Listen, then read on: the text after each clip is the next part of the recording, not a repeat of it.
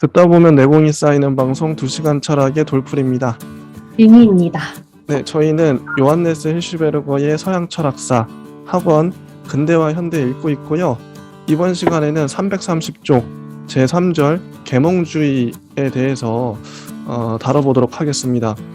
총 3개 나라가 나와요. 프랑스, 영국, 독일 이렇게 맞나?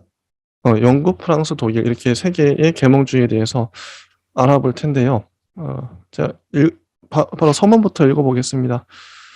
근데 좀 내용이 많아요. 그래서 스킵을 좀 많이 하면서 볼 텐데요. 계몽주의가 뭔가에 대해서 인트로에 나옵니다. 통속 철학이다. 통속 철학인데 16, 17세기에 체계를 만들어낸 사람들의 깊이에 비하자면 마이너스인데, 왜냐면 평평하게 된 것에 대한 불만이 마침내는 계몽주의를 극복하는 길로 나아가게 된다, 이렇게 나오고요.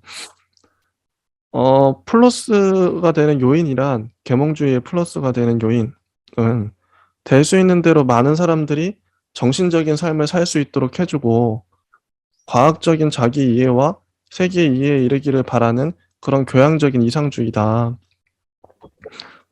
이 부분이 계몽주의의 큰 역할이지 않았나 싶어요. 이 두 가지죠. 될 수 있는 대로 많은 사람들, 그동안은 특권층 만 공부라는 게 그랬잖아요. 그동안에 글을 읽을 수 있는 사람들도 소수였을 것이고, 근데 이제는 될 수 있는 대로 많은 사람들이 이 정신적인 삶을 살 수 있도록 해준다. 이게 이제 계몽주의라는 건데, 그래서 근대 교육도 이제 전 국민을 대상으로 가게 되고, 그래서 이게 참 뜻깊은 것 같아요. 그리고 과학적인 자기 이해와 세계 이해에 이르기를 바라는 과학과 그리고 교육의 대중화, 이게 플러스적인 요인이었다라고 하고요. 그리고 이 계몽주의는 전통을 별로 안 좋아합니다. 전통이라고 하면 뭐 종교 같은 것이 있겠죠. 종래의 지배 세력들을 부정한다고 해요. 그래서 계몽 시대는 비역사적이다. 이상적인 인간과 보편적인 인간을 꿈꾼다. 그리고 이때 당시의 표어는 자연, 인간과 인권, 이성과 과학, 그리고 휴머니즘, 뭐 자유, 이런 것들이 표어라고 할 수 있겠네요. 이성의 빛을 강조했었고요. 계몽주의는 민족에 따라서 여러 가지 버전이 있다고 합니다. 바로 들어가 볼까요? 맞다. 진희님은 계몽주의 이 파트를 좀 전반적으로 어떻게 보셨는지 궁금하네요. 네, 계몽주의라고 하면 뭐 영국 병업론 얘기 나오면서 우리가 함께 배웠던 다른 학자들이 다시 한번 언급이 될 거고, 앞서서 이제 정치 철학자다라고 분류했던 철학자들도 다시 한번 나오는 걸로 알고 있습니다. 그리고 프랑스는 프랑스 혁명, 그리고 영국은 산업혁명으로 좀 일찍 근대화를 비교적 그 칸트의 나라, 그 독일보다는 앞서서 여러 가지를 이룩했는데, 독일은 생각보다 상대적으로 그런 아직 정치 체계 같은 것들도 지방 분권적이었고 좀 늦었다. 그래서 이제 그 안에 지식인들이 많은 수 논의를 했던 것, 그리고 이상적인 어떤 형태로 본인들도 근대화를 시도를 했을 텐데, 그런 노력들이 아마 그 이론적인 어떤 장치로서의 어떤 철학 혁명을 이루고자 했던 바가 이제 독일 관념론으로 응축되어 있는 그 100년이죠. 그래서 칸트부터 이제 우리가 뒤에서 읽겠지만 피히테, 셸링까지 해서 한 번 더 첨해야 되고, 그것이 이제 해겔까지 이어지는 그 1년의 100일들이 지금 우리가 읽는 계몽주의의 되게 중요한 어떤 과도기를 맞아서 각각 좀 이게 달라지는 지점이 될 텐데, 그 지점들을 잘 정리하고 나가는 쪽이 되게 좋겠고요. 그리고 우리가 지금 현대에 살고 있지만 많은 수 교과서적인 면에서는 아직도 이성주의적인 성향이 많이 남아있죠. 그래서 그런 이성을 비판하려면 이성주의를 잘 이해하고 잘 꼼꼼히 읽어야 할 필요성이 있기 때문에 저는 되게 계몽주의, 이제 디드로로 시작하는 그 백과전서파가 되게 중요하다고 생각을 했고, 그게 이제 이성의 역사를 시작할 때 되게 주축이 되는 시점이기 때문에 그 부분들을 중점으로 읽자라고 정리를 할 수 있을 것 같습니다. 네, 좋습니다. 자, 331쪽 영국부터 들어갈게요. 영국의 계몽주의. 이 영국에는 이신론과 자유주의 두 가지 사상이 영국 계몽주의의 특징이라고 합니다. 하나씩 볼 텐데요. 이신론, 이게 뭐냐? 332쪽을 보면요. 고전 물리학이 틀이 잡힌 이래로 계속해서 말해줘 오고 있는 세계 기계, 인과의 고리, 전체적인 세계의 과정 속에서 사건들이 생길 때의 필연적인 합법 직성 등이 신에 대한 생각에 영향을 미쳤어요. 그래서 많은 사람들이 신을 그저 기계론의 신이라고 밖에 생각할 수 없게 했다. 그래서 신이 세계라는 기계를 만들었다는 거죠. 세계는 중단하지 않고 저절로 움직인다. 세계 기계라는 이런 세계관이 이신론이라고 할 수 있다고 하네요. 기계론의 신, 그리고 세계 기계라고 할 수 있죠.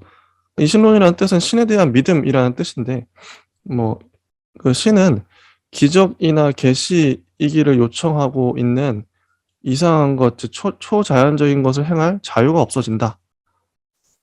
자연적인 것만 허용된다. 이게 그 성경에 예수님이 기적을 일으키시잖아요. 오병이어 떡 5개와 물고기 2마리로 수천 명을 먹였다. 예수님이 물 위를 걸어서 갔다. 이거를 이 기적인데 그때 당시 사람들은 믿었겠죠. 예수님 시대인. 근데 지금 이 근대에 와서 이신론의 관점으로 보면 그런 성경 구절을 어떻게 해석하냐면 과학적으로. 야, 그 실은 이런 해석이 있죠. 오병이어도 실은 예수님만 그 떡이 있었던 게 아니라 사람들이 떡과 물고기를 숨겨놓고 있던 사람들이 예수님이 나누는 걸 보고 나눴다. 요런 어떻게 보면 과학적인 해석들. 예수님이 무리를 걸었다. 이걸 어떻게 과학적으로 해석할지 모르겠지만 그거 헛것을 봤다. 이런 식으로 최대한 과학적으로 해석하는 게 이제 이신론적 관점이겠죠. 왜냐면 기적이나 계시 같은 건 초자연적인 게 없으니까. 자연적인 것, 우리가 자연에서 볼 수 있는 것들, 관찰할 수 있는 것들만이 허용되니까. 근세 과학적인 관점으로. 스스로가 가능하다고 생각하는 것 이외에는 아무것도 없다. 그럴 수 없어. 기적 이런 거 말도 안 돼. 이런. 이신론의 관점은 되게 과학적인 관점이라고도 볼 수 있을 것 같아요. 사람들은 자연적인 지식이 접근해 갈 수 있는 것만을 고려했다. 초자연적인 것, 이런 거 좀 상징적으로 이해될 수밖에 없고요. 이성으로만 파악할 수 있다. 하는 거죠. 성서는 이성 종교를 한 번 더 알려주는 것에 지나지 않는다. 이렇게 말을 하고요. 그리고 존 톨랜드가 신비적이 아닌 그리스도교라는 책을 쓰고 틴달이 세계 창조만큼 오래된 그리스도교 이런 책들을 썼죠. 이신론적인 저서들이라고 할 수 있대요.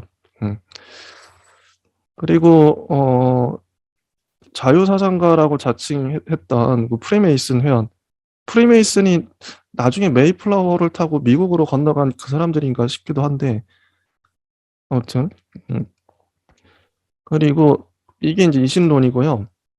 영국에 유행했던 계몽주의, 그 다음에 또 자유주의가 있어요. 자유주의는 개인주의적인 자유주의라고 합니다. 로크의 영향을 받았어요. 로크는 국가의 계약에 의해서마저도 폐지될 수 없고 한 사람 한 사람의 근본적 권리로서 양도할 수 없다는 개인의 자연권에 대한 이론을 내기도 하고요. 국가의 권력을 나눠야 된다. 상권 분립 이런 것도 영향을 줬고 그다음에 개성의 자유로운 발전에 관한 교육 사상 이런 여러 영향들을 줬다고 합니다. 근대적인 영향을 준 거죠. 영국은 대헌장 이후로 자유를 얻기 위해 투쟁하는 나라로 되었다. 그래서 로크에 의해서 이 나라는 자유사상에 관한 서구 세계의 스승으로 되었다. 로크의 국가 철학 사상은 몽테스키에와 볼테르에 의해서, 교육 사상은 루소에 의해서 대륙에 옮겨 심어졌대요. 그래서 오늘날 로크의 자유주의가 가장 잘 실현되고 있는 게 아메리카다. 미국이다. 그리고 계몽주의의 자유사상과 이 자유사상의 인권설은 현대 거의 모든 헌법, 소위 기본법의 뿌리를 내리고 있다고 합니다. 이게 이제 영국의 계몽주의에 대한 이신론, 자유주의에 대한 설명이었어요. 진희님은 어떠셨나요? 네, 저도 이 부분을 되게 중요하게 봤는데요. 우리가 앞서서 했던 내용들의 복습이기도 하고, 여기 계몽주의가 일단은 근대의 시점의 어느 한 구역이잖아요. 근대가 이제 르네상스에서 출발을 해서 근대에 왔을 때는 여기 지금 계몽주의에 왔을 때는 그것이 비로소 어떤 이성의 능력을 관념적인 개념으로 설명하는 게 아니라 직접 현실화되기 시작한 시기이거든요. 그래서 이제 정치에 적용을 하고 뒤에 가서 얘기가 나오는 이제 몽테스키에 같은 경우는 뭐 삼권 분립을 정확히 얘기를 하기도 하고 그래서 궁극적으로 이 근대의 핵심적인 개념이 여기 계몽주의 사상가들을 통해서 좀 다른 양상이지만 나타나기도 하고 현대 철학 주로는 현대 프랑스 철학을 주도로 한 이성의 폭력 뭐 이런 것들이 논의되기 직전까지 주로 논의되던 철학사의 한 큰 흐름이기 때문에 이 부분이 또 복습이지만 또 그 나름의 시점들을 잘 정리할 수 있는 그런 중요한 부분이라고 생각하며 읽었습니다. 네, 좋습니다. 영국이 무지 짧아요. 한 장 반 정도 분량이고요. 프랑스가 좀 다음으로 길고 독일이 제일 길죠. 자, 프랑스의 계몽주의 들어가겠습니다. 프랑스의 계몽주의는 영국의 계몽주의보다 급진적이다. 무신론과 유물론이 날카롭게 번져갔고요. 그리고 종교를 제거하려는 여기 신랄하고 불손한 태도가 나타났다. 역시 확실히 힐시베르거의 관점이 묻어나죠. 그리고 혁명을 외쳤다. 프랑스 하면 혁명이죠. 혁명의 나라. 이게 다 이성과 자유와 진보를 위해서였다. 프랑스 계몽주의의 선구자는 피에르 벨이라고 하고요. 역사적 비판적 사전이 주저인 것 같아요. 형이상학에 대한 회의와 비판 정신을 제공했고 이성과 종교는 일치하지 않는다는 슬로건을 내걸었습니다. 이런 벨에 반대해서 라이프니츠가 변신론이란 책을 썼어요. 이 책의 머리말은 특히 신앙과 이성의 일치에 관한 논고라는 제목이 붙어 있다고 하네요. 프랑스에서는 이성의 빛이라는 벨의 표어가 불을 질렀다고 합니다. 그리고 그는 대백과 전서의 모범으로 되었어요.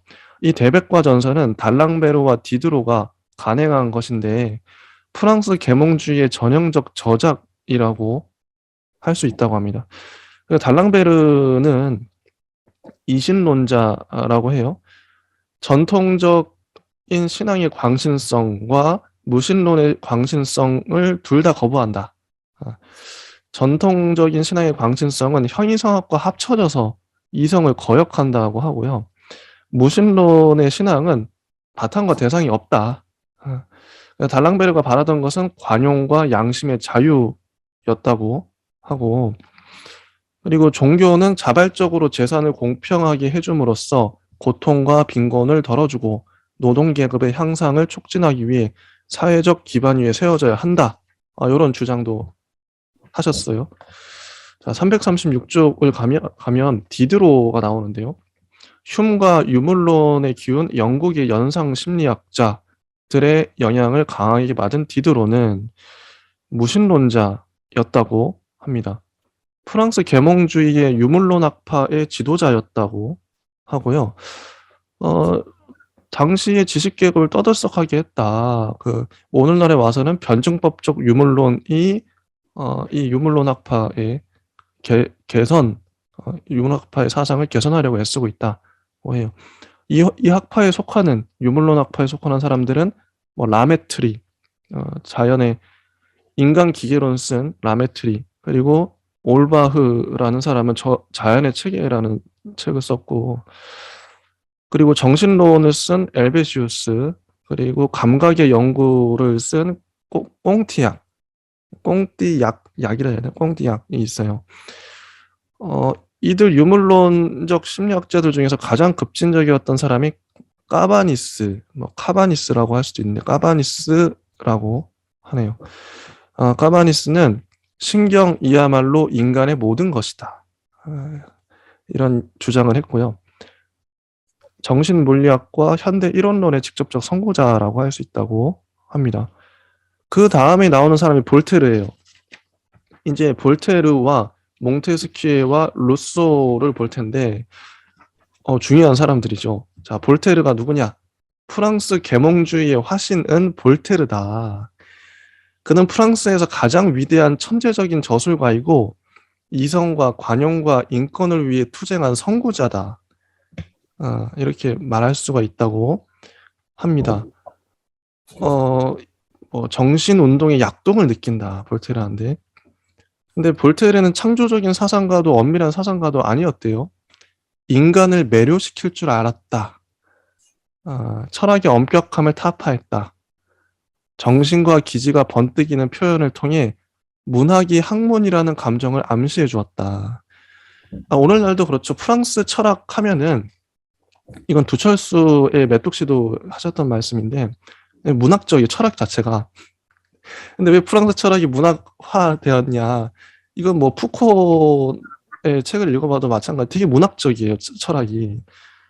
이게 왜 그렇게 됐냐면, 그 프랑스라는 나라 자체가 그냥 남의 걸 가져와가지고 이렇게 학문을 하는 바람에 자기 게 없어서 이게 문학적으로 이렇게 막 수사나 이렇게 이런 것들이 표현 중심으로 갈 수밖에 없었다.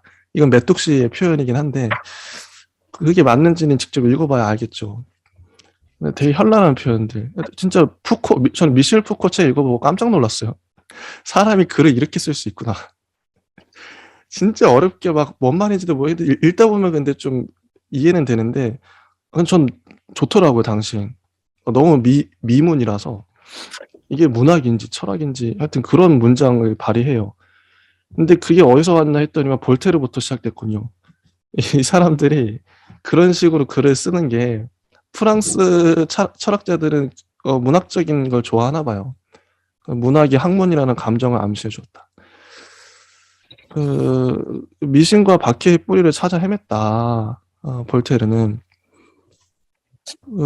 그리고 종교란 단순한 신념이고 요청이며 그런 것 같은 것이다. 우리들이 실천적 동기로 붙들고자 하는 바일 것이다. 이렇게 주장을 합니다.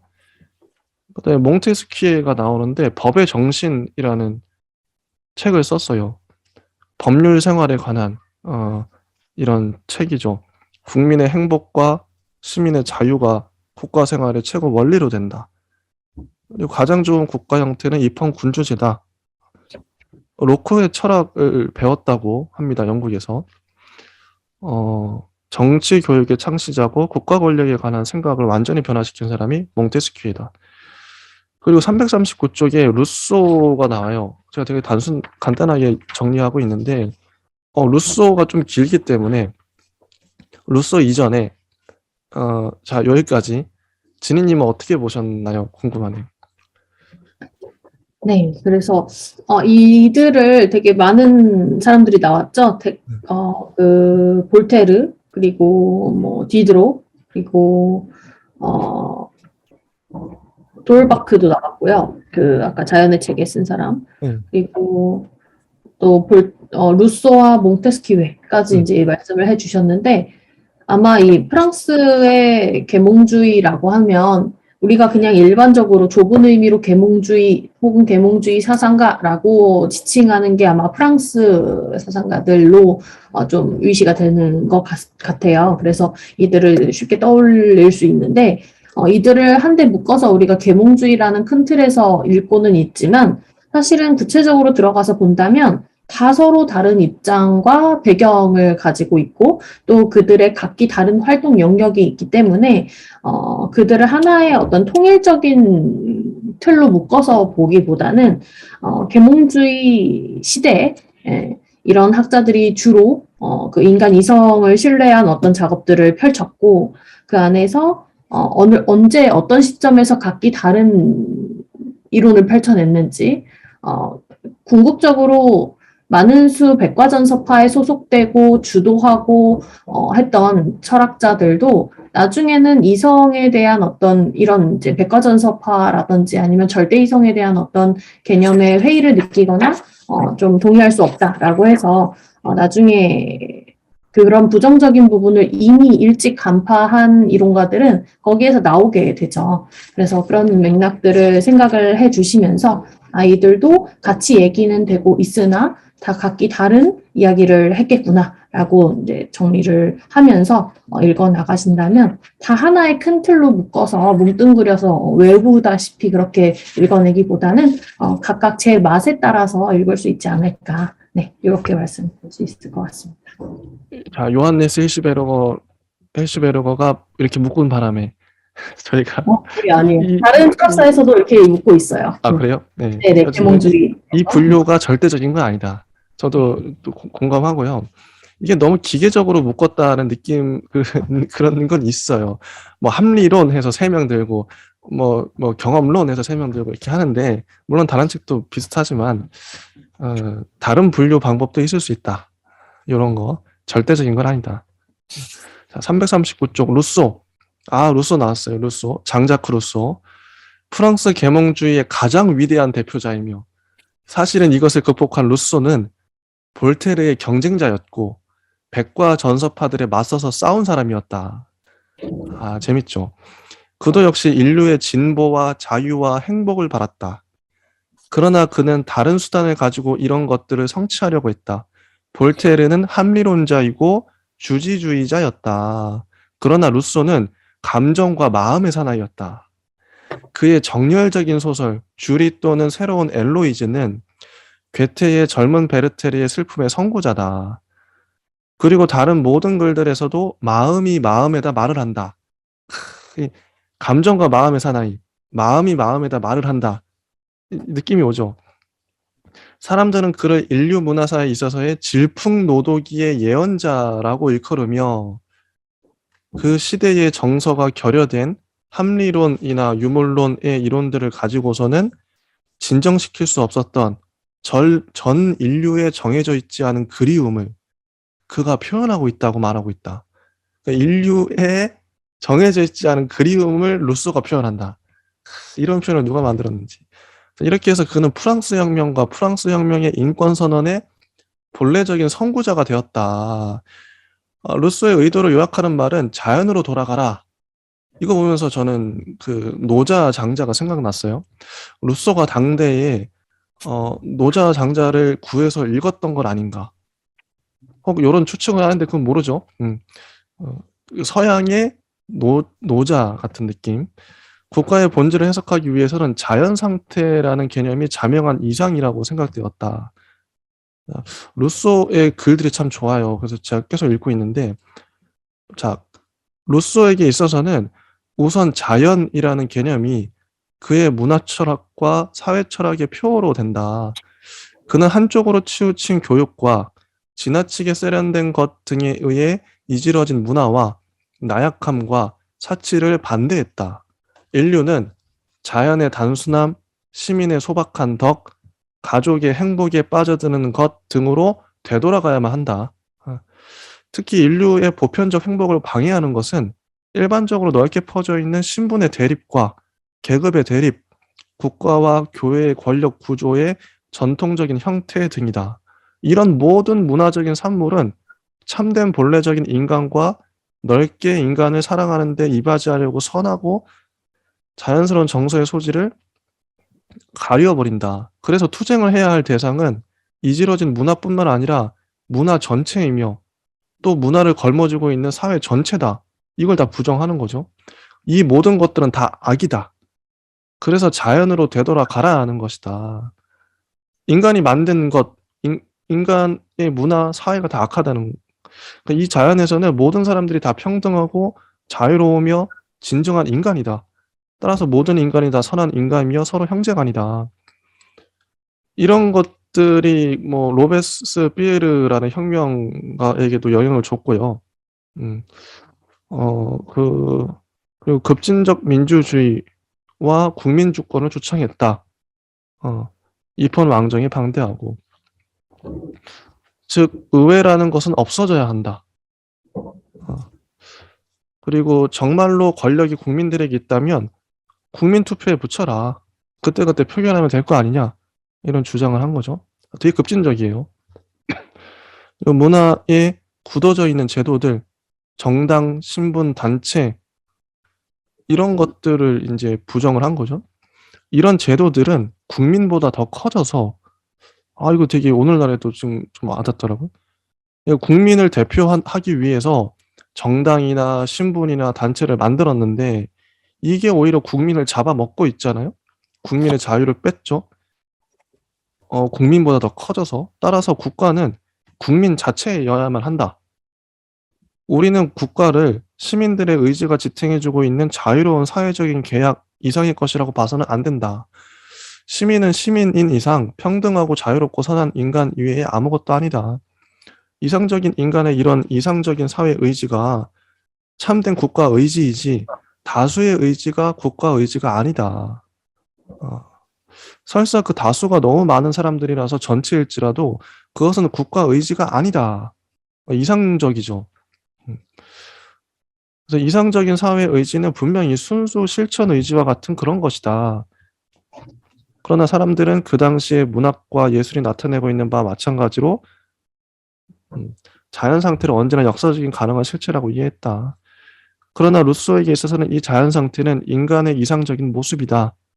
홉스의 야수적 인간의 자연 상태와 국가 계약을 루소의 낙원적인 국민과 비교할 수 있다고 하네요.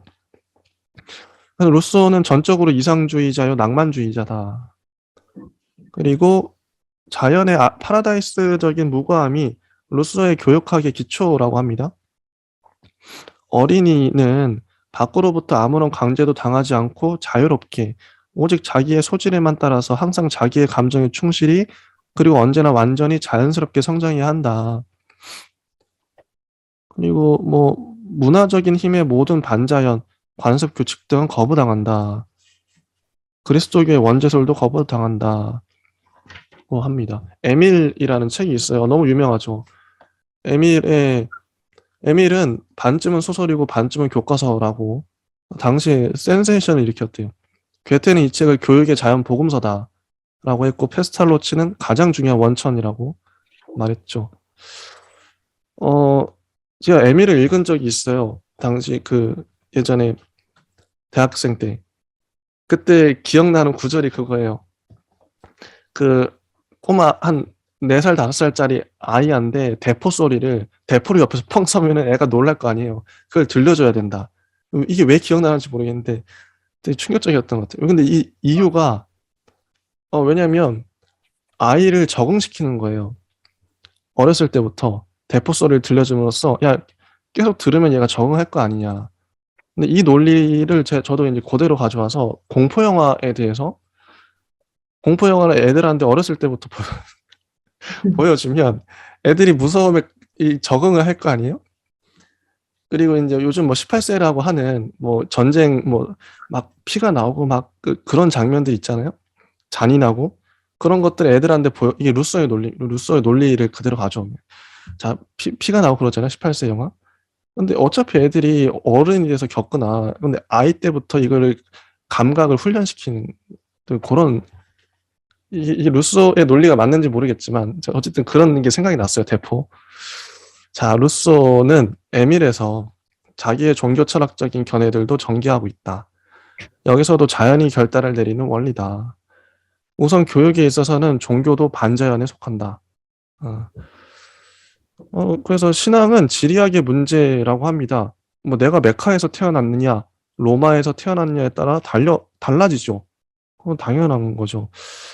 그래서 어린이들에게 아직도 이해할 수 없는 진리들을 가르치면 안 된다. 애들이 소화 불량에 걸린다.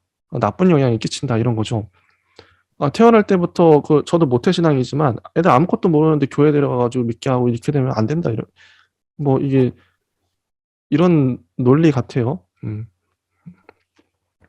그래서 애들이 자유롭게 이제 판단할 수 있을 때까지 요런 말도 있죠. 나에게 우리들의 분노를 자아낼 수 있는 어리석음을 상징적으로 그려내려 한다면 나는 교리문답서로 어린이들을 교육하는 아는 체 하는 자를 그려낼 것이다. 요 정도까지 말을 했어요. 신앙의 자유를 얘기한 거죠. 신은 지식과 이해의 대상이 아니라 느낌과 마음의 대상이다. 삶에 있어서 근본적인 것은 지식욕이나 지성이 아니라 신앙에서 생겨난 확신이다. 정서적으로 신을 믿는 것, 더 나아가선 덕과 죽지 않음을 믿는 것이 참되고 충실한 종교라고 주장을 합니다. 그래서 루소는 모든 사회적인 모든 것들과 충돌했다. 이런 사상을 가지고 있었기 때문에 루소에 대한 평가를 보면요. 루소의 기질의 열광성과 되게 열정적으로 자기 논리를 펴줘. 열광성과 일면성 하나만 본다. 일면성을 인정하고 그 뜻과 타당성이 뒤흔들리고 있다는 것을 알지 않으면 안 된다. 이건 힐슈베르거의 평가입니다. 그에게 있어서는 작가적 기계가 철학적인 비판과 사상가적인 정확성보다 훨씬 강하다. 루소의 자연 개념은 처음부터 애매하며 그가 자연에 관하여 많은 글을 쓰면 쓸수록 점점 더 불분명해진다. 이런 것은 이미 말한 바와 마찬가지로 그 시대에는 기초 연구가 없었다는 것을 말해주고 있다.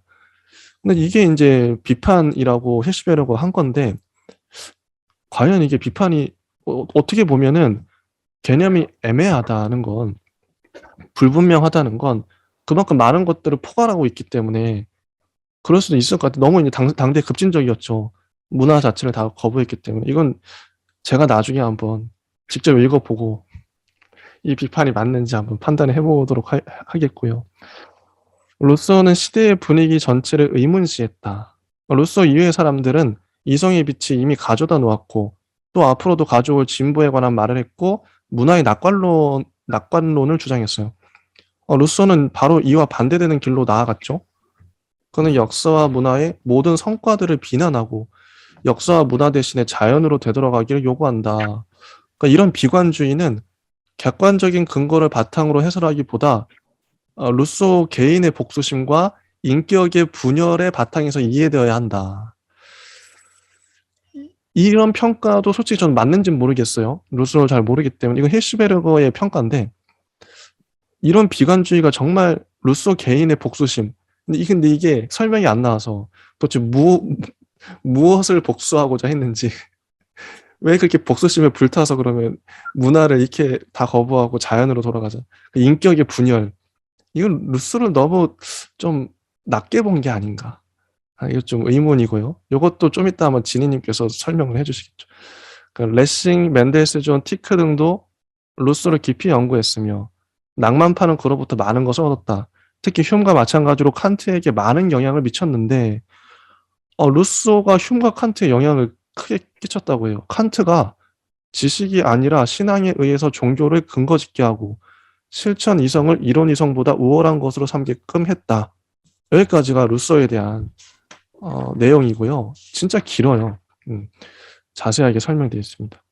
진희님은 어떻게 보셨나요? 네, 루소의 얘기는 되게 언제나 해도 또 할 말이 많죠. 그 중에서 이제 에밀에 대한 이야기가 되게 또 기억에 많이 남는데, 에밀의 얘기. 진희님은 에밀 읽어보셨나요? 네, 저는 그게 어떠셨어요? 필독이었어요. 어떠셨어요? 궁금해. 에밀을 읽은 소감. 당시 어땠다? 그 로크에 대한 지식도 없었고, 이제 에밀을 읽을 때 워낙 이제 교과서적인 내용이나 뭐 지침처럼 읽혀서 혹은 그렇게 제가 생각을 가지고 읽어서 그럴 수도 있는데요. 소설 같다는 생각도 약간 들면서. 근데 사실 재미가 없었습니다. 어느 도시들인데 필독도서가 되면 재미가 없어지죠. 제대로 읽었는지도 잘 모르겠고요. 아마 중학생 때 그 필독도서였던 것 같은데. 기억도 안 나겠네. 네, 그래서 일단 그 루소가 어떤 사람인지는 그냥 사회계약론 뭐 이런 단어로만 연결지어서 알고 있었던 터라 그 당시에 뭐 이성에 대한 어떤 뭐 부정적인 부분을 간파한 이론가라든지 이런 거라도 조금 언질이 있었거나 이제 선생님의 지침이 있었다면 훨씬 더 그런 쪽으로 저 열심히 읽어보려고 했을 텐데 그런 기억은 아직 안 남아 있고요. 아마 여기서 조금 주의해야 될 단어 중에 하나는 에밀이 왜 나왔는지에 대한 그런 맥락일 텐데요. 우리가 홉스, 로크, 루소 뭐 이렇게 할 때 사회계약에 대한 개념이 각각의 이론가마다 조금씩 달랐고 그 배경도 다 달랐고 그리고 자연상태 혹은 자연법이라고 말하는 그 단어나 개념조차도 다 말하고자 하는 그 방향성이 달랐거나 정말 아예 정반대 얘기를 하고 있거나 이러기도 했는데요. 루소의 관점에서의 자연상태는 말 그대로 이성의 부정적인 부분 자체를 인지한 상태로 어떠한 대안을 제시하기 위해서 교육에 대한 얘기를 시작한 것이고요. 그 교육에 대해서 얘기를 하면서 계속적으로 나오는 자연 상태라고 하면 이상적인 어떤 형태고 관념적인 형태로서의 어떤 일종의 환상적인 그런 개념이라고 말할 수 있고 그래서 자꾸 이제 낙관주의, 낙관론 이런 얘기랑 연결이 자꾸 되는 것이고요. 우리가 자연이라고 하면 정말 풀, 나무, 꽃 이런 거 생각하는 자연이 아니라 좋구나. 그 이성과 반대편에 있는 이성의 부정적인 어떤 쪽에 이제 반대편에 있는 그래서 그 자연 상태와 사회 제도 이 두 가지 축을 좀 이해를 하면서 이해를 하시는 게 좋겠다 생각을 했습니다. 그리고 루소 하면은 제일 떠오르는 단어가 일반 의지이죠. 그래서 그 일반 의지에 대한 이해가 또 상당히 어려운데요. 그냥 우리가 일반적으로 갖는 생각, 지식을 차원이 아니라 아까와 같은 맥락으로 이상적인 형태의 이성을 믿었어요. 정치적으로도. 우리가 보통은 뭐 집단지성 이런 이야기를 좀 하게 되는데 집단지성도 사실은 한계점이 많죠. 집단지성 모두가 다 같이 물리적으로 머리만 맞댄다고 좋은 뜻이 반드시 나오지도 않고요. 만약에 바보들이 모인다면 그것이 이제 또 평가적으로 어떻게 받을런지 이 부분들도 좀 생각을 해볼 법한 가능성들이 되게 다양하게 나오는데 루소의 일반 의지는 조금 더 복잡한 개념으로서의 어떤 낙관적인 형태, 이상적인 형태로 이해를 해주셔야 되고 그 일반 의지를 현실에서 다시 한번 재해석해서 재밌게 쓴 책이 하나 있는데요. 일반의지 2.0이라고 하는 책이에요. 한동안 좀 읽혔던 걸로 알고 있는데 아즈마 히로키라는 일본 사람이 썼어요. 아즈마 히로키라는 사람이 그 루소의 일반의지 개념을 가지고 오늘날 다시 한번 어디 부분적으로 재해석하거나 적용시켰을 때 일반의지 2.0 이렇게 버전업을 해서 쓴 책이고요. 되게 재밌고 쉽게 잘 쓰여 있어서 읽을 수 있고 그 내용의 핵심 혹은 뭐 주축이라고 한다면 구글을 통해서 설명을 하거든요. 그래서 오늘날 현대에서의 일반의지가 만약에 적용되고 찾아볼 수 있다면 어떤 형태일까? 라는 그런 상상적인 그런 것과 가미돼서 아즈마 히로키의 일반의지 2.0도 한번 읽어보시면 또 루소를 이해하기에 앞서서 먼저 현대적인 루소를 한번 체험해 보시는 쪽으로 읽어보실 수도 있겠습니다. 자, 이제 궁금한 게 루소에 대한 평가를 힐슈베르거가 했는데 요 부분에 대해서 동의를 하시는지 제가 다시 한번 읽어드릴게요. 예를 들면 이런 거죠. 루소는 작가적인 기회가 철학적인 비판과 사상가적인 정확성보다 훨씬 강하다. 루소의 자연 개념은 처음부터 애매하며 그가 자연에 관하여 많은 글을 쓰면 쓸수록 점점 더 불분명해진다.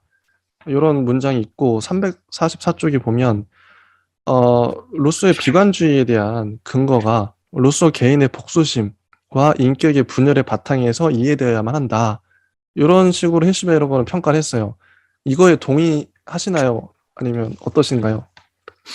네, 아마 힐슈베르거가 우리보다 훨씬 똑똑한 사람이기 때문에 어떤 근거가 있고 그렇게 썼겠죠? 그런데 이제 이 시기에 루소가 많은 책을 쓰고 이야기를 했던 그런 시기에 철학이 사실은 그 미신이라고 여겨지는 것들과 이성을 둘 중에 하나를 아니면 둘 다 세워놓고 대결을 시키는 구도였기 때문에 그런 쪽의 방향을 좀 비판적으로 얘기를 하지 않았을까 짐작을 해볼 수 있고요. 실제로도 그 에밀이라는 책이 출판 이후에 그 대학에서의 신학부가 신성모독이라는 죄명으로 고발을 해서 그 법원 체포령까지 떨어지게 됐다고 해요. 그래서 루소가 이후에 막 영국 등지로 좀 도피 생활을 했다라고 하는 바로 보아 그 자연 개념이 이제 이성의 얘기를 하고 있지만 이성의 얘기가 주가 되는 그런 시대에 이성의 부정적인 부분들을 간파한 책임에 분명하지만 그 간파한 내용들을 효과적으로 설명했는가 여기서는 조금 아니었을 수도 있을 것 같아요. 왜냐하면 자기 자신도 하나의 직관적인 어떤 생각으로서 그 가지고 있는데 어쨌든 이렇게 날것의 생각들을 막 풀어가면서 시대적인 어떤 뭐 담론에 좀 형성이 된다거나 아니면 좀 대결 구도가 형성이 돼서 그런 논의들이 활발하게 전개된다면 조금 더 효과적으로 먹혀들었을 수 있겠지만 이런 사람들이 많지 않았을 것 같거든요. 근데 한창 이성에 대한 얘기를 하고 있을 때 현대적인 시선에서 이성의 부정적인 면모를 지적하는 사람이 나온다라고 하면 당연히 이렇게 이런 취급을 받았을 것이라 생각을 하고요. 그래서 작가적이다 혹은 자연적이다라는 이제 이 당시에는 이 문장 자체가 되게 부정적인 아니면 혹평을 하기 위한 목적의 문장일 수 있으나 오늘날 2022년 현대적인 눈으로 읽었을 때 오히려 이것은 이제 루소가 가지는 현대적인 어떤 담지하는 그런 그런 면모들을 반증하는 힐시베르거의 의도치 않은 혹평이 되는 그런 효과가 있지 않을까 그런 생각을 했습니다. 제가 이 서양 철학사 읽으면서 많이 느끼는 게 여기 나와 있는 문장들은 어떤 사상가에 대해서 엑기스만 뽑아낸 느낌, 결과만 있어요. 그런 과정이나 뭐 근거 이런 것들이 많이 삭제되어 있죠. 빠져 있죠. 그 여백, 그 공백을 우리가 채워가야 되는데 루소가 그런 자연이라는 개념에 왜 빠졌는지 이게 안 나와 있어요. 왜 굳이 이런 주장을 하냐, 루소가. 근데 우리가 확실히 뭐 어떤 뭐 강의를 하려고 그래도 그렇고 누군가에게 설명을 하기 위해서도 지금 우리가 방송을 하는 게 그런 거죠. 이런 근거를 자꾸 들어야 되잖아요. 루소가 여기 책에는 뭐 루소가 자연이라는 걸 얘기해. 자연으로 돌아가라 이렇게 주장했어. 책은 요 정도만 써도 돼요. 하지만 우리는 이게 방송의 유익이기도 하죠. 그럼 루소는 왜 이 얘기를 했냐 하필. 어떤 개인적인 맥락이 있어서. 자, 모르죠. 책에 안 나와 있으니까. 이게 자꾸 상상하거나 아니면 다른 자료 찾아봐야 되죠. 이게 좀 뭐 답답하기도 한데 때로는 그래서 공부를 많이 해야겠다. 그래서 이 모든 문장들이 다 설명이 안 돼요. 아무튼 그렇습니다. 공부할 주제들이 너무 많고요. 왜 자연을 굳이 주장했는지 여기는 뭐 개인의 복수심, 뭐 인격의 분열, 뭐 이런 얘기를 하지만 여기도 아마 이제 이성에 의한 체계 뭐 이런 것들이 주가 되는 시대였잖아요. 그쵸. 그것이 인공적이라고 느껴졌을 거예요. 그래서 인공적인 어떤 형태의 그 전으로 돌아가자라고 해서 아마 자연적인 그 반이성적인 내용을 감히 주장하지는 못했을 것이고 반이성이라고 하면 사실은 이성 이후잖아요. 포스트 이성. 그렇게 되는데 시간상으로 그 직전을 주장을 했던 것으로 보아. 그래서 그 단어의 채택이 좀 우리가 꽃, 물, 뭐 강과 산 뭐 이런 의미의 자연이라기보다는 그 이전의 어떤 이점 그런 부분들을 주장한 단어 그 선택이 좀 혼동이 좀 됐던 것 같아요. 좋습니다. 자, 다음 이제 독일이 나와요. 독일의 계몽주의. 헬슈베르거가 왜 이렇게 구성을 했는지는 이 사람이 독일인이기 때문에 독일 마지막이 오죠. 마지막을 장식합니다. 영국 진짜 거의 한 장 할애해 놓고 프랑스는 좀 길었어요. 독일 제일 깁니다. 심지어 소제목도 자세하게 분류를 하는데 독일 계몽주의는 합리주의라고만 할 수 없다. 매우 복잡하다. 첫 번째 소제목, 독일 계몽주의의 초기 단계. 이렇게 초기 단계부터 나눠요. 자, 이 정신운동의 근본적 태도는 나의식이라는, 자아의식이라는 단어로 표현했어요. 나의식. 이 나의식에 있어서는 인간이 우주보다 중요하고 심리학이 전부였으며 형이상학은 아무런 뜻도 갖지 못했다. 이게 계속 이제 근대에 오면서 그 맥락이죠. 인간이 중요하고 심리학 뭐 이런 얘기 많이 하죠. 그리고 인간, 그러니까 교회 신학과 교의학에 대한 적대 감정도 드러납니다. 계몽주의가 비슷비슷한 것 같아요. 다 맥락이. 토마시우스가 나오는데요. 독일의 법률 사상을 위해 특별히 중요한 사람이다. 토마시우스는 다른 연관들 그 전에 이제 그런 기존의 연관들을 배제하고 오직 인간과 인간의 삶의 감정만을 알고 있었다. 심리학적으로 관찰되고 설명된다. 뭐 이런 거. 법질서의 유형성 뭐 이런 얘기를 하고요. 인간의 근원적인 충동, 자기 자신만을 생각한다.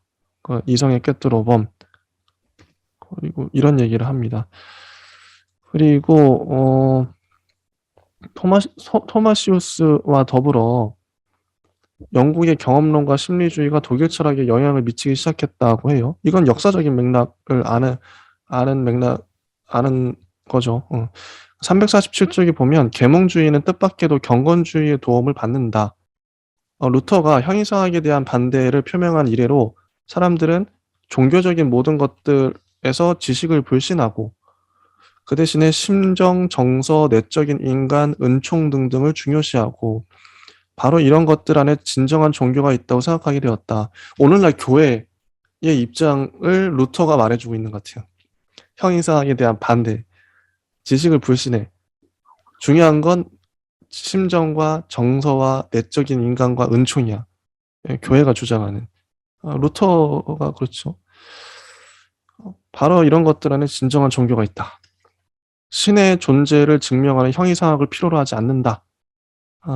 형이상학 위에 세워진 기존의 신학과 교회학을 전적으로 의심하게 되었다. 이게 경건주의고,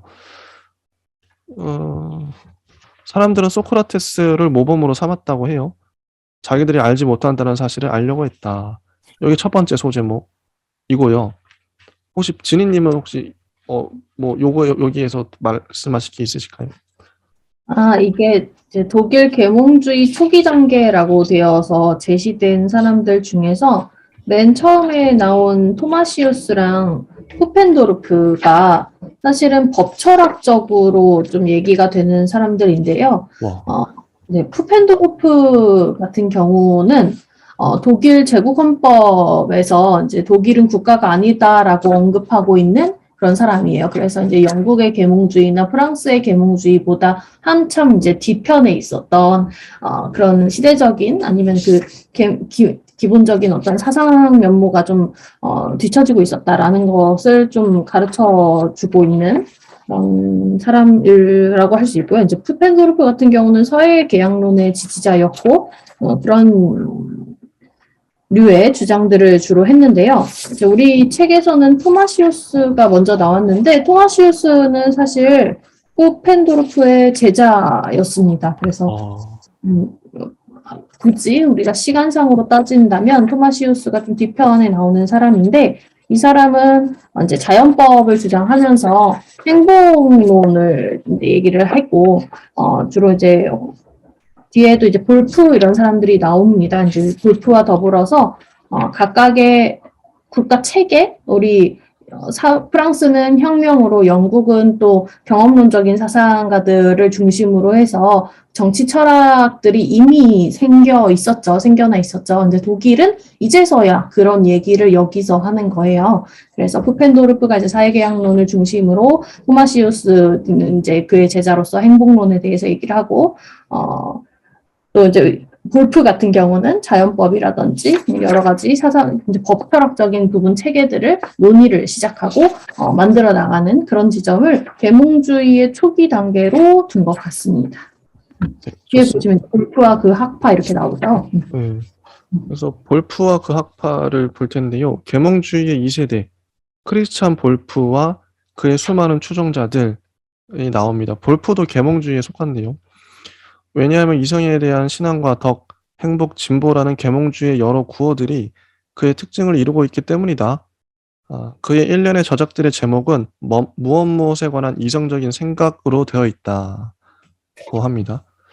그에게 있어서는 낡은 학원 형이상학, 스콜라 철학이 되살아나고 있다고 해요. 그래서 여기서는 지난날의 전통대로 형이상학이 신에게로 나아가는 길을 준비하고 있다. 볼프는 350쪽을 바로 넘어가면 이 얘기를 해야 돼요. 볼프는 그 학파와 더불어 라이프니츠의 철학을 보급시킨 위대한 자다. 이런 공언이 있는 거죠, 볼프. 그런데 여기서는 라이프니츠의 철학이 평면화되었다. 이 확실하고 유용한 철학에서는 문제들이 어느 정도 성급하게 논증적으로 해결되었다는 사실이 이런 종류의 형이상학에 반대하는 칸트의 반발을 불러일으켰다고 해요. 칸트를 완전히 이해하려면 우리는 자주 볼프의 표현으로 되돌아가지 않으면 안 된다. 칸트가 형이상학, 즉 이성적인 심리학, 우주론, 자연신학, 신증명에 관해 말할 때 염두에 두고 있던 것은 보통 볼프의 특징을 띤 강단 철학, 대학 철학이었다고 합니다. 예컨대 칸트가 신에 관한 자연적인 학문으로서의 신학을 독립시켜 존재론을 연장시킨 것이라고 보지 않은 사실은 존재론과 형이상학을 분리시켰던 볼프의 암시를 받았기 때문이라고 하는데요. 이때 칸트는 자기가 반대하고 있던 바로 그 강단 철학에 의해서 행위의 법칙을 강요당했다. 그래서 그는 볼프를 통해서 강단 철학과 더 나아가서는 유럽의 형이상학 전체의 연속성에 얽매여 있게 된다고 합니다. 그리고 볼프의 공헌 이런 거죠. 라이프니츠 철학을 보급시키고 칸트에게 영향을 줬다. 요 정도인 것 같습니다. 요거 혹시 말씀하실 게 있으실까요?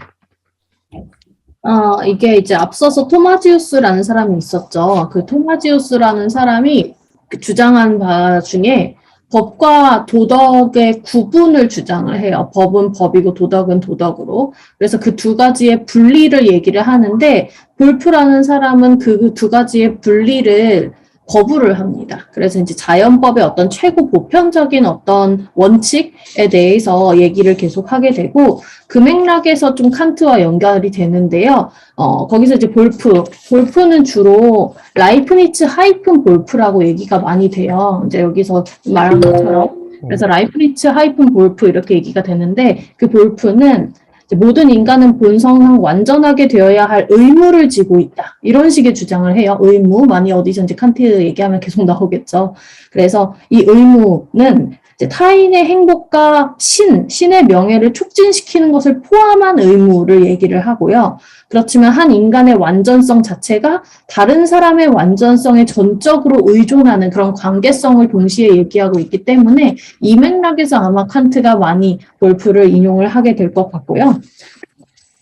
라이프니츠 하이픈 볼프 같은 경우는 자연법에 대해서 얘기를 하고 있긴 하지만 조금 더 구체적으로 얘기를 하면 형이상학적 자연법이에요. 그래서 이것이 이제 독일의 18세기 독일이 법정화 이제 사업을 해요. 뒤늦게 법제화가 되는데 그 법전화 사업이 프로이센의 그 일반법 있죠. 그 일반 란트법이라고 하는데 그 제정을 이제 오늘날 우리 근대 헌법 같은 느낌의 법의 제정에 만원수 영향을 끼친 게 바로 라이프니츠 하이픈 볼프의 그런 논의들이라고 하고 그것이 이제 하나의 독일 계몽적 절대주의, 계몽 철학 이렇게 얘기가 되는데 이제 그 맥락을 이제 칸트가 가지고 와서 비판을 하게 되는 그런 맥락을 읽어보실 수 있겠습니다. 네. 그리고 351쪽에 독일 계몽주의의 전성기가 나옵니다. 이 단락이 좀 긴데 볼게요. 독일 계몽주의가 진정으로 완성되게 되는 제3기 대략 1750년부터 1780년 사이라고 하는데요. 얘는 단연코 반교회적이고 반신학적인 태도가 우세했다. 이런 점에서 영국과 프랑스의 계몽주의의 영향을 강하게 느낄 수 있다. 전형적인 자유사상가였던 프리드리 2세는 엘베시우스에 져서 정신론이 프랑스에서 불태워지고 난 후에 그를 포츠담으로 데리고 왔었고 볼테르와 친교를 맺고 루소를 돌봐주고 베를린의 공성과 대학들을 프랑스화했다. 이때부터 독일의 계몽주의에도 이신론이 판을 치게 되었다. 함부르크 대학의 동양학 교수 라이마루스가 이 이신론의 지도자였다고 해요. 그에 져서 하나님을 이성적으로 순경하는 자에 대한 변호는 기적과 계시를 하나님에게 알맞지 않은 관념이라고 보고 있다. 왜냐하면 신은 이성적으로 꿰뚫어 볼 수 있는 세계 질서를 통해서 스스로의 목적을 달성할 수 있기 때문이라는 거죠. 이렇게 해서 인과관계와 자연현상의 절대적인 필연성을 주장하는 기계론적 존재관이 확고하게 굳어져서 다른 것을 생각하지 않게 되었다. 그 이성적인 종교여야만 한다고 하고요. 저 아래쪽에 보시면 신앙은 기적과 계시와 기타의 초자연적인 것에 관한 말을 해도 좋으나 과학자들에게는 그런 것들이 있을 수 없다는 것이다. 계몽된 인간의 세계상은 바로 이성의 세계상이며 기계론적으로 생각하는 오성의 세계상이라는 것이다. 353쪽을 넘어가면 멘델스존과 레싱이 나옵니다. 자, 이들은 계시된 그리스도교나 다른 성서들이 이성 종교에 합치되지 않는다면 어떤 것들은 상징적으로 이해되어야만 한다. 앞에서도 이런 맥락이 나왔죠. 기적에 대해서도 과학적으로 설명하는 거. 합리주의적인 성서 비평가의 모범이 되었다. 레스잉을 따르자면 여러 종교들은 그 어떤 최후의 것이 아니라 인류가 살아가는 도중에 있는 몇몇 단계에 지나지 않는다. 354쪽을 넘어가면요. 레스잉의 확신이란 하나의 영원하고 변치 않는 진리란 애초부터 있질 않고 오직 진리에 도달하려는 노력만 있다. 진리를 얻으려고 노력하는 것이 곧 인간의 가치를 결정짓는다. 그러면서 인용문이 나와요. 근데 인용문이 너무 좋아서 읽어드릴게요. 레싱의 생각입니다. 만약에 하나님이 오른손의 모든 진리를 왼손에는 언제나 꿈틀거리는 진리에 대한 유일한 충동을 움켜쥐고 내가 언제나 또 영원히 잘못을 저지른다고 하는 조건을 붙여서 재밌죠? 나에게 둘 중 하나를 택해라. 하나님이 묻는다면 나는 겸손히 그의 왼손에 매달려 아까 오른손, 하나님의 오른손에 모든 진리가 있다 그랬어요. 가정해보자. 왼손에는 진리에 대한 충동이 있어요. 진리는 없지만. 그럼 나는 왼손에 매달리겠다. 아버지시여, 이것을 주시옵소서. 순수한 진리는 오직 아버지만을 위해서 있습니다고 말할 것이다. 이게 레싱이다. 멋있죠? 이게 인간이다. 이게 인간이다. 그런 생각이 들었고, 모든 것이 다 상대적이고 오직 이성 자체만이 끝이 없는 것이다. 이런 말도 나오고요. 355쪽을 보면 계몽주의에 남아있게 될 것은 인간과 인간의 정신뿐이다. 사람들은 무제한한 낙관주의에 빠져 인간의 정신을 무한한 것 안으로 빠져들어가게 한다. 그러나 인간의 정신이 뻗쳐들어가는 이 무한한 것은 일종의 무한하게 비어있는 것이다. 왜냐하면 계몽주의가 고전적인 형이상에게 반대했기 때문에 지난날의 예지의 세계는 사라져버렸고 인간은 오직 자기 자신과 자기의 감각과 노력 및 이것들을 짜맞춘 것들과 밖에는 대화를 나눌 수가 없기 때문이다. 그래서 사람들은 그리스도교로부터 절대성의 성격도 빼앗아 버리고 그리스도교가 단순한 행복론에 지나지 않는다는 것을 밝혀내려고 했습니다. 요거는 힐시베르거의 주장인 거죠. 평가인 거고 계몽주의의 영향을 보겠습니다. 이론론을 근본적인 경향으로 삼고 있는 이런 철학적인 인간 중심주의 안에 계몽주의가 내비치는 모든 빛들이 합쳐지게 된다. 이 빛은 매우 많다. 칸트와 독일 관념론에 있어서는 철학 전체가 인간으로부터 발전해 나가고 교육, 윤리, 법률, 종교 등은 심리화되고 주지주의와 이것을 바탕으로 해서 19세기의 특징으로 된 진보에 대한 신앙이 생겨나고 더 나아가서는 아무런 전제 조건이 없는 과학에 대한 신앙이 생겨났다. 자, 이 전제 조건이 없는 이라는 이 문장이 중요한데요. 전제 조건이 없는 과학자들은 입장이 정해져 있는 사람들 위에 서서 이들과 많은 다른 사람들을 이성으로 되돌아가게 하는 소위 모범적, 이상적인 인간의 역할을 다한다. 전제 조건이 없는 것의 한 가지 특수한 경우는 다음과 같은 생각이다.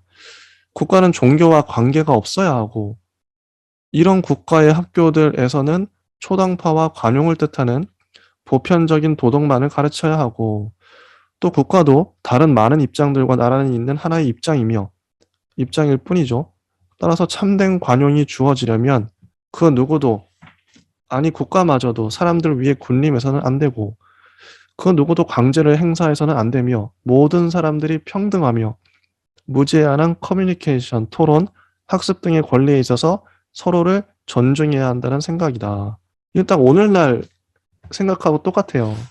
여기까지가 또 한 단락의 내용이었어요. 전성기. 진희님은 어떻게 보셨나요?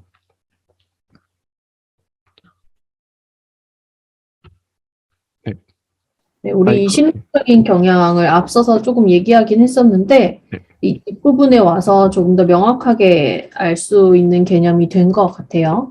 그래서 이 신론이 이제 그냥 합리적으로 생각하는 종교, 요 정도로만 생각을 했었는데, 그것보다는 조금 더 깊은 의미로서의, 어떤 미신에 대한 타파, 미신적인 어떤 것들, 종교적인 것들을 선택할런지 아니면 유물론적인 것을 선택할런지에 따라서 계몽주의인지 아닌지로 결정이 나는 그런 시대였던 것으로 이제 보입니다.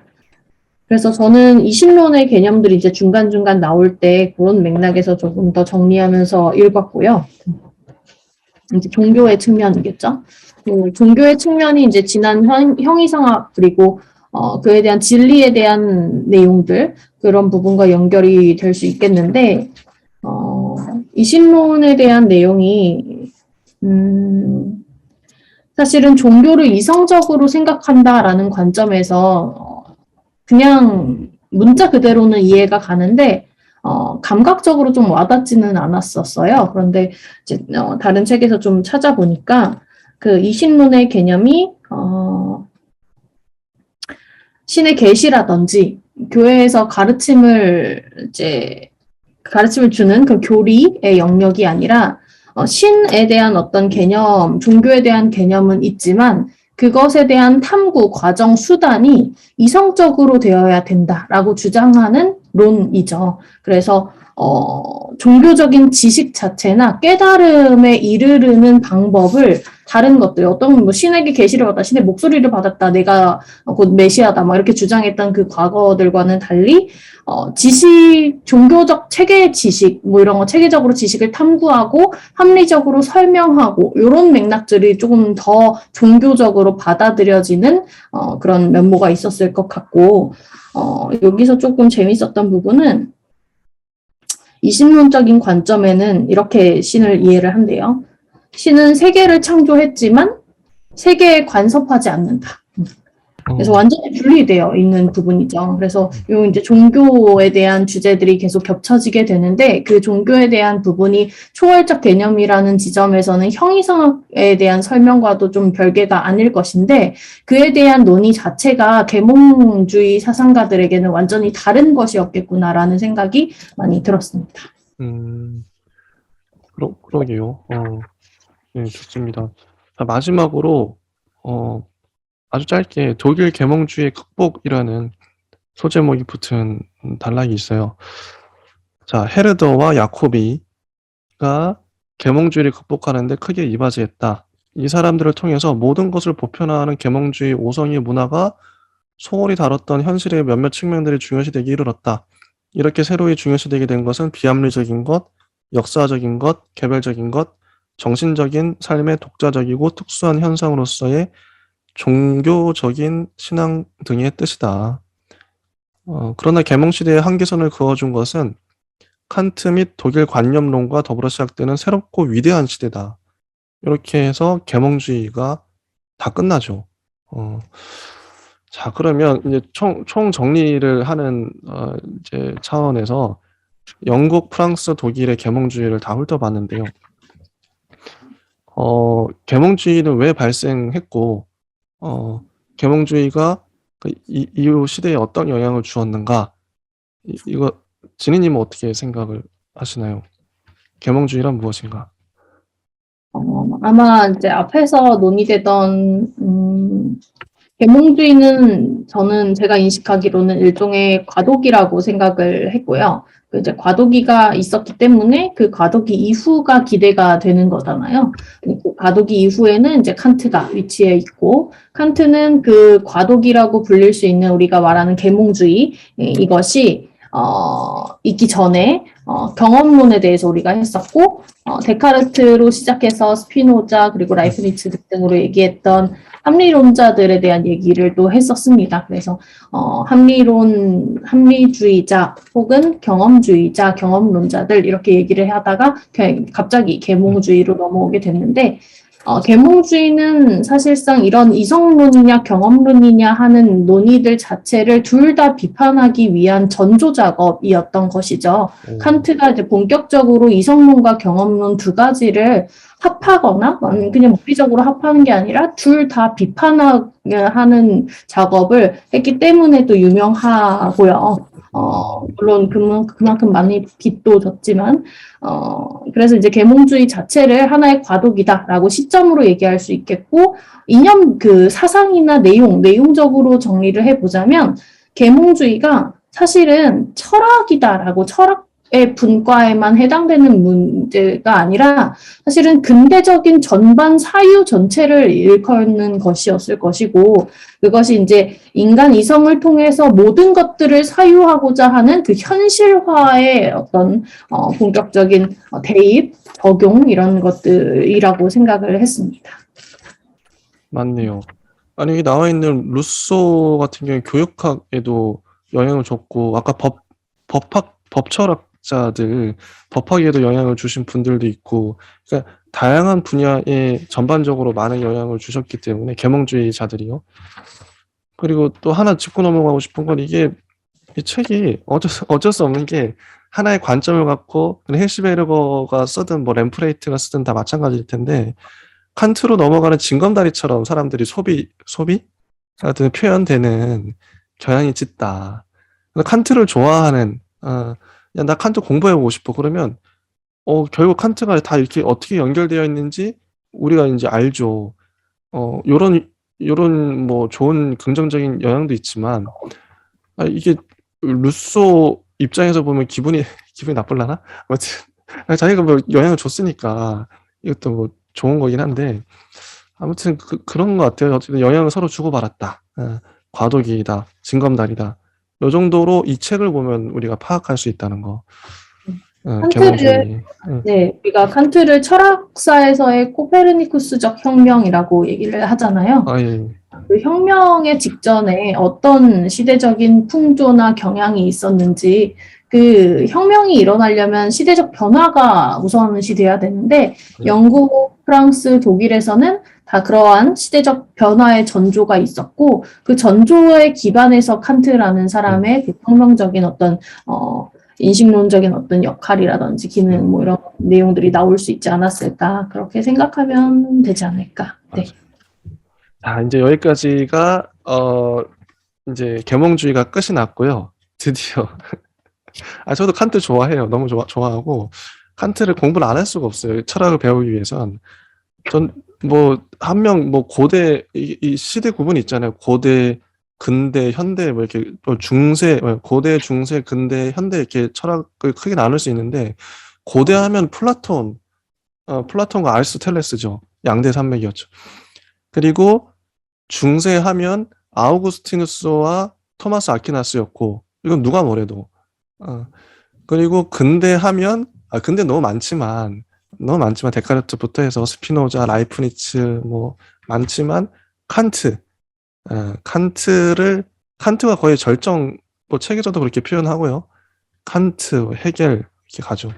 저는 뭐 칸트보다 니체나 막스를 더 좋아하긴 하지만, 아무튼 칸트 대단한 사람인데 너무 기대가 돼요. 오늘 되게 설레고 있는데, 다음 시간에 저희가 칸트를 들어가 보도록 하겠습니다. 네, 감사합니다.